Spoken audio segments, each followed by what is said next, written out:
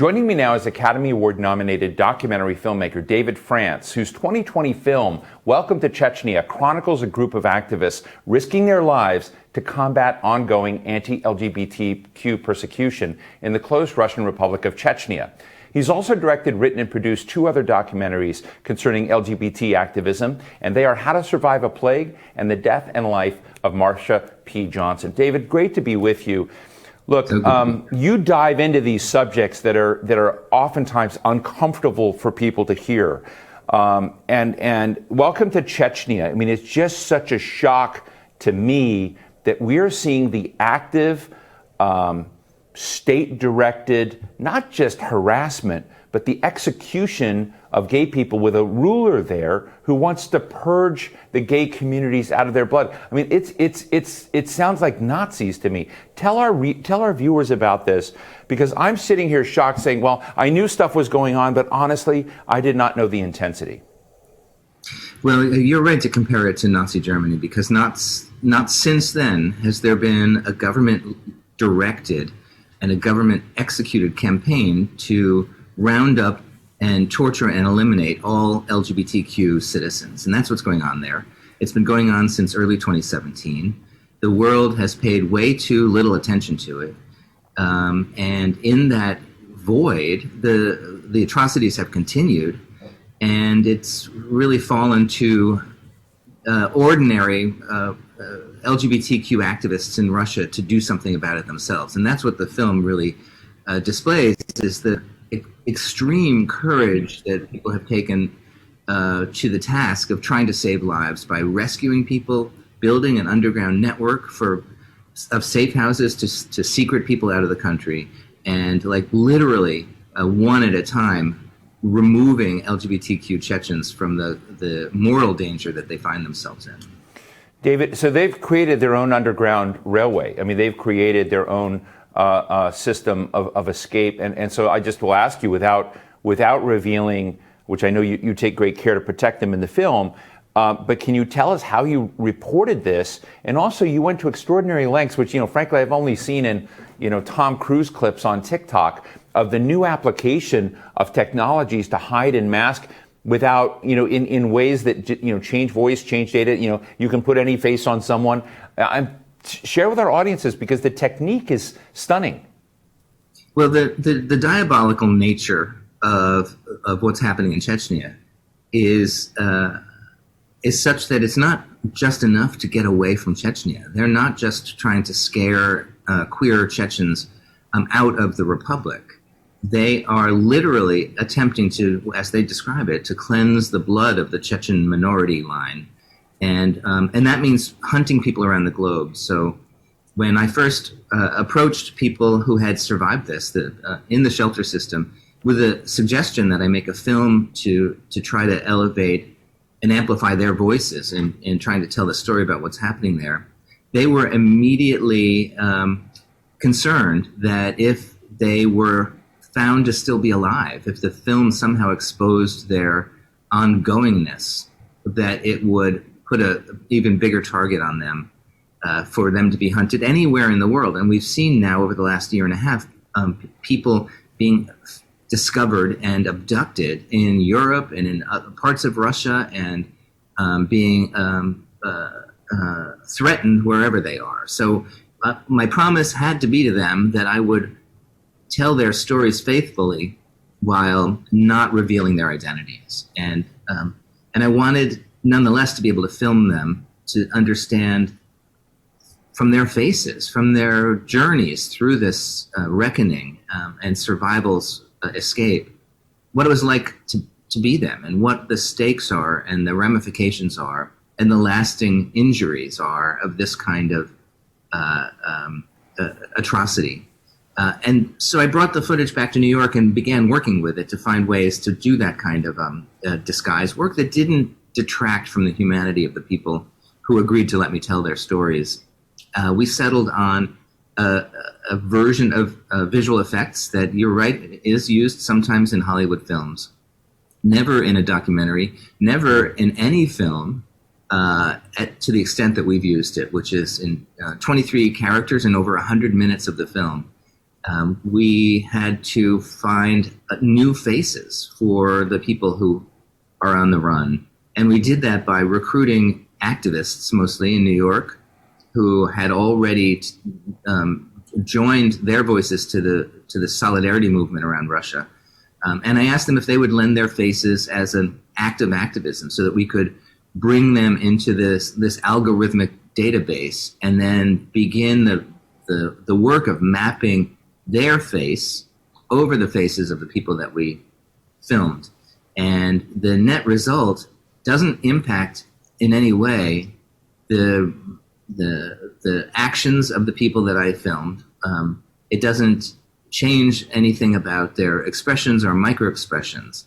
It literally just transfers someone else's skin over their face and appears to be somebody else telling that story. And I worked with all the people on the ground to make sure that they were comfortable, that I was doing nothing that would further endanger them. So with all the sign-offs, we were able to put this in motion and do a kind of a face transplant on a mass scale through the film. I think it's extraordinary. Let me ask you, I'd love to get kind of you've done these troika films, but before I get there, on all of your work that is addressing bigotry, discrimination, and the real lives of people in the LGBTQ community, I want to ask you, I heard just from someone who knew that I'd be talking to you from the Holocaust Museum, so I know that this film and you are on the map of those people concerned about human rights, and particularly LGBTQ human rights.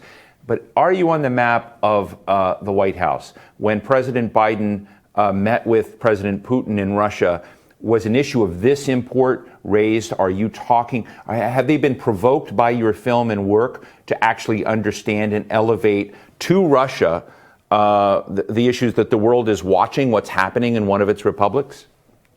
Well, in fact, we just had a State Department screening this morning with people who are directly involved in that work, and we learned that the White House has brought up the issue of what's happening in Chechnya to Putin directly, and so it is now part of high-level conversations. This did not exist, as you might imagine, in the previous administration, which was so chummy with Putin and his administration. Although after the film came out in June of 2020, we did a State Department screening then for the previous administration, and they issued sanctions against the Chechen leadership for the first time within 72 hours of that screening. So we did get some purchase there, but I think the film and the advocates who are taking the film around and showing it to people who are in positions of power is making a difference. It is bringing this issue to the forefront of international relations in really significant ways, as it should be. I mean, here we are now in 2021, 4 years later, and it's still happening. Just this month, Pride Month, Russian security forces, along with Chechen security forces, raided one of the safe houses that had been in operation now for some time in order to abduct one of the young women who was there, who was fleeing anti-LGBTQ dangers in Chechnya, and they kidnapped her basically and brought her back to Chechnya. Her whereabouts are unknown, her fate is unknown. Everybody in the activist community who had tried to protect her are warning that she's in mortal danger, and that's happening still, despite our new administration's willingness to elevate the issue of the crimes against humanity there.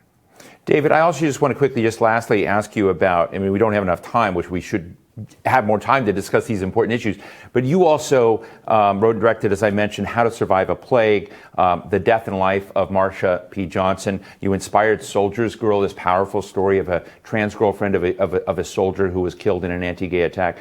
And I was living in Los Angeles, supportive of ACT UP at LA around the time that the government was not moving quickly or responsibly or sensitively on the drugs and response needed on, the growing AIDS crisis at that time. So I'm just interested in our viewers listening and hearing about the template of David Francis when it comes to these other elements of our story? What has fascinated me in this trilogy of films is the kind of radical queer activism and how it's impacted history. How to Survive a Plague tells the story of how grassroots activism, mostly by people with HIV in the 80s and 90s, changed the way science is conducted, how that activism became an essential partner in the development of protease inhibitors and the 3 drug combinations that came out in 1996 that entirely transformed the HIV pandemic. The Death and Life of Marsha P. Johnson is about another group of people, equally outsiders and as far away from the levers of power as you can imagine.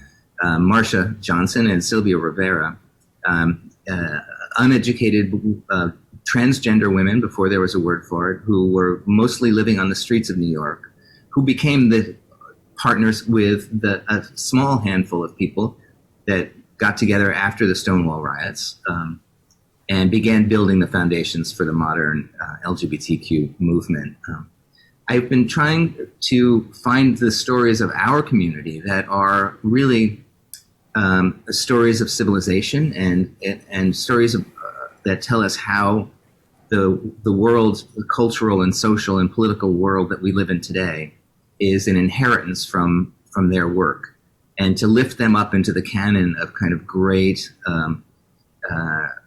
actors on the global stage where they belong, not just celebrated amongst us on Gay Pride Month, but celebrated by the generations to come. Well, David France, director, writer, producer of How to Survive a Plague, welcome to Chechnya, The Death and Life of Marsha P. Johnson.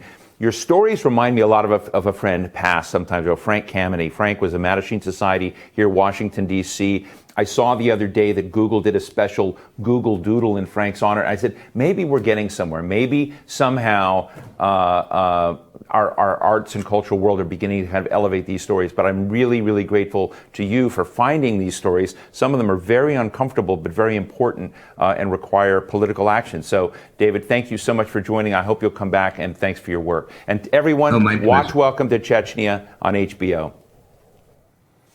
Well, that brings us to the end of our program today. What a day. A big thank you to our sponsors, Capital One and Philip Morris International, for their support of these conversations, to all of you attendees for joining us today. For those of you who missed any of these conversations, we're going to have a video from the event up on our website shortly. I'm Steve Clemons. Happy Pride. Be well.